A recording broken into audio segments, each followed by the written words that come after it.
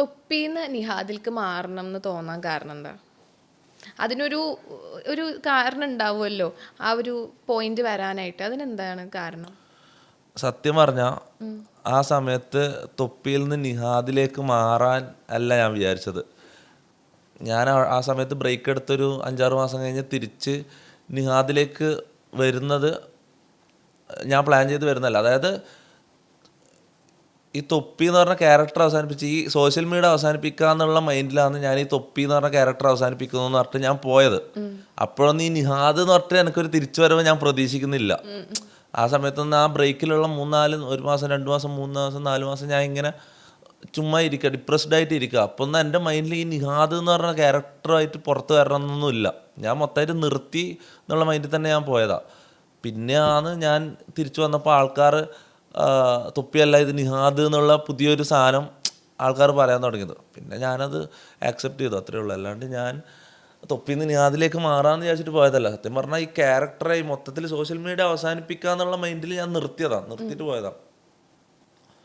പിന്നെ അങ്ങനെയൊക്കെ. ഓക്കെ. അപ്പം തൊപ്പിനെ പറ്റി പറയുമ്പോൾ തന്നെ തൊപ്പിക്ക് വണ്ടീനോടുള്ള ക്രേസ് നമുക്ക് ഭയങ്കരമായിട്ട് അറിയാം. അപ്പം വണ്ടീനോട് പണ്ട് തൊട്ടേ ഇവിടെ ഉള്ള ഇപ്പൊ കേരളത്തിലുള്ള വണ്ടി പ്രാന്തന്മാരെ വെച്ച് നോക്കുമ്പോ ഞാനൊന്നും ഒന്നുമല്ല. ഞാനൊന്നും എവിടെയും എത്തിയിട്ടാണ്. എത്ര വണ്ടിയുണ്ട്? ഒരു 4-5 വണ്ടിയുണ്ട്. 6 വണ്ടിയില്ലേ? 6 ബൈക്കെല്ലാം കൂട്ടുവാണെങ്കിൽ 6-7-8 ആയി. ഓക്കെ. ലൈക്ക് വണ്ടി ഇത്ര വണ്ടി വാങ്ങണം എന്നൊക്കെ തോന്നാൻ കാരണം എന്താ? അത് എനിക്ക് സത്യം പറഞ്ഞാൽ വണ്ടിനെ കുറിച്ച് 0 നോളജ് ആയിരുന്നു. അതായത് ആദ്യം പണ്ട് ഞാൻ ഇങ്ങനെ വണ്ടീൻ്റെ വീഡിയോസ് എല്ലാം റിയാക്ട് ചെയ്യുന്നത് ആൾക്കാർ കണ്ടറിയാം. ഞാൻ ഇവന്മാരെന്ത് ഈ ചിന്തിക്കുന്നത്, എന്താ വണ്ടി കണ്ടിട്ട് കുറേ ഈ വണ്ടി പൊട്ടന്മാർ ഇറങ്ങിയിട്ടുണ്ട്, അങ്ങനെയല്ല ഞാൻ സംസാരിക്കല്. പിന്നെ ആദ്യമായിട്ടൊരു വണ്ടി എടുക്കുന്നത് നാനോ കാർ എൻ്റെ കണ്ടിട്ടുണ്ടാവും. ഒരു മഞ്ഞ നാനോ കാറാണ് ഞാൻ ആദ്യമായിട്ട് എടുക്കുന്നത്. അതിനകത്ത് ഇരുന്നിട്ടല്ലേ വൺ ഡേ ബ്രദർ എന്നൊക്കെ പറയാം? അല്ല അത് വേറെ. അതൊരു നാനോ അല്ലായിരുന്നോ? അല്ല അത് നാനോ അല്ല, അത് വേറെ. ഞാൻ കണ്ടപ്പോ ഓക്കെ. അങ്ങനെ നാനോ കഴിഞ്ഞ് ഒരു ഫോർച്യൂണർ എടുത്തു, ബ്ലാക്ക്. പിന്നെ വേറെ ഒന്നും എടുക്കാൻ തോന്നി, ഒരു വൈറ്റ് ഫോർച്യൂണർ എടുത്തു. പിന്നെ അങ്ങനെ വണ്ടി BM എടുത്തു. ഇങ്ങനെ വണ്ടിനെ കുറിച്ച് അറിഞ്ഞ് വണ്ടി ഓടിക്കാൻ പഠിച്ച ആ സമയം എനിക്ക് മുന്നേ വണ്ടി ഓടിക്കാൻ അറിയില്ലായിരുന്നു. ഓടിക്കാൻ പഠിച്ചതിന് ശേഷമാണ് വണ്ടിനോടുള്ള ഒരു ക്രേസ് വന്നത്. ക്രേസ് എന്ന് പറയാം, സത്യം പറഞ്ഞാൽ ഞാൻ ഈ വണ്ടി പ്രാന്തന്മാരുടെ ഇടയിൽ ഞാൻ 0 ആണ്. നിങ്ങൾക്ക് അറിയാത്തതുകൊണ്ടായി.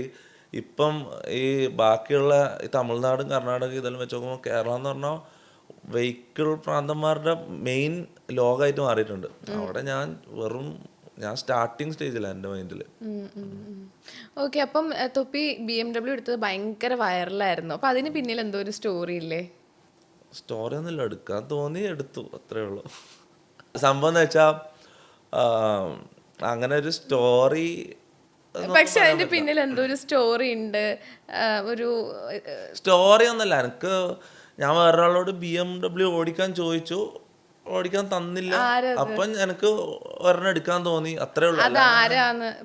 അത് മോശമല്ല, അങ്ങനെ വേറൊരാൾ ഇതിലേക്ക് വലിച്ചേക്കുന്നത് ഭയങ്കര മോശം. ഒരാളോട് ഞാൻ BMW ഓടിക്കാൻ ചോദിച്ചു. അതായത് ഈ ഫീൽഡിലുള്ളതാണോ? ഏത് ഫീൽഡില്? ഒരാൾ അങ്ങനെ മനസ്സിലാക്കിയാൽ മതി.